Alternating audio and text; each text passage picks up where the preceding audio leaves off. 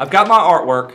How many colors were you supposed to use when creating your artwork? Just two. And when I say two, by that I mean just use two specific color swatches. So in my case I used red and black for this design.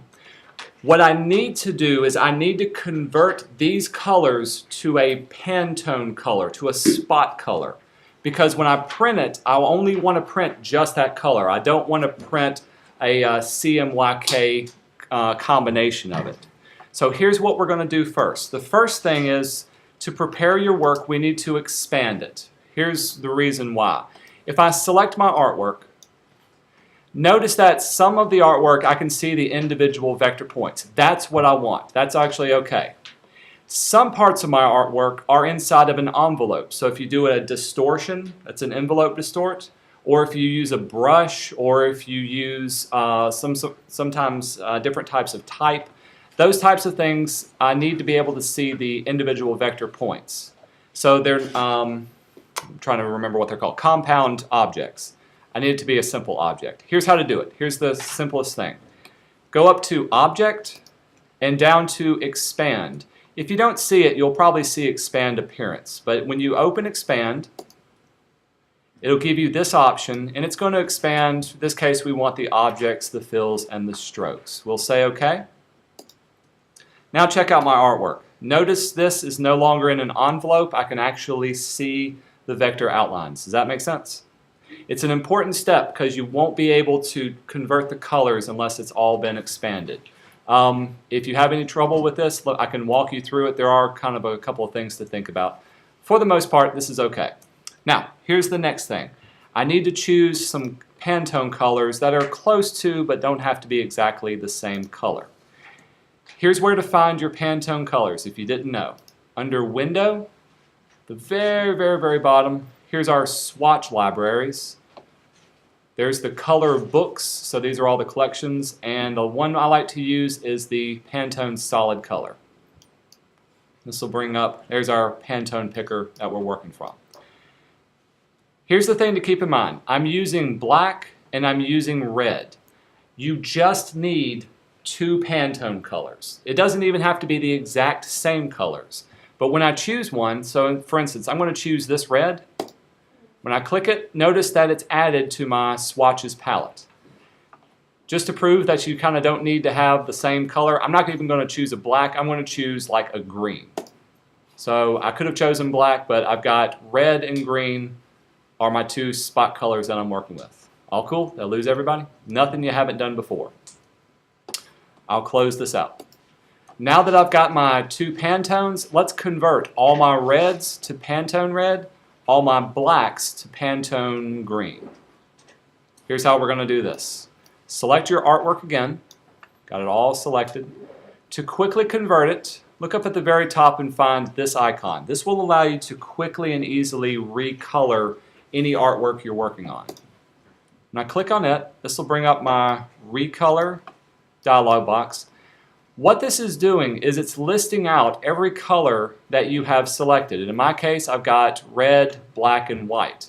And if I needed to quickly and easily change all of my reds to some other color, this allows me to do that.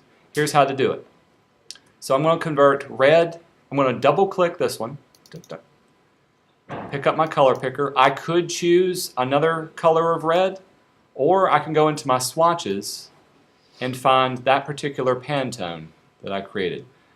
There's the Pantone that I want all of it to change to. And I say OK, let's see if it works the first time. Hey, it did. Notice now, see how my red is a little bit more pink? All the reds have been converted to that one.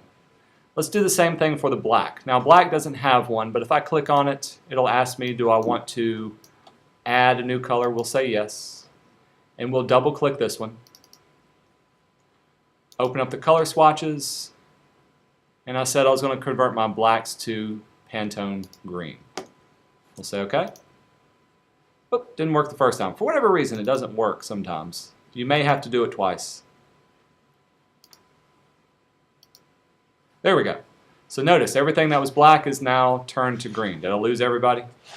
Easy, easy stuff. The main thing is we're only working with two Pantone colors. Another thing to consider when you are making your artwork, just go ahead and start using Pantone Colors if you don't want to pick a specific color swatch to do that.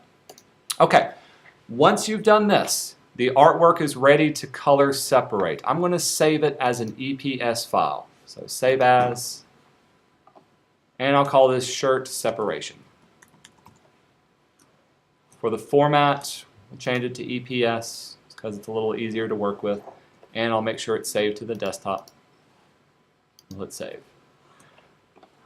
Another thing to think about, if you are sending work to a t-shirt printer, sometimes they don't have the same version of Illustrator. This is your opportunity to save it as an older version. What I like to do is to save it as Illustrator 10 because most people have at least that one. Most people actually have a newer version. Since I'm working in Illustrator CS6, I'm just going to keep it as CS6 for what we're doing. We'll say OK to that. Let it save up. All good. Now comes the magic part. All the magic's going to happen in Adobe Indesign. You never thought you would use Indesign for t-shirts, but today we are. We're going to make a new document. What size did I say that the t-shirt needs to be? Y'all remember? 11 by 11. 11 by 11. Fit into 11 by 11. The reason why, we're printing on tabloid size paper, which is 11 by 17. And most t-shirt printers can print up to that size.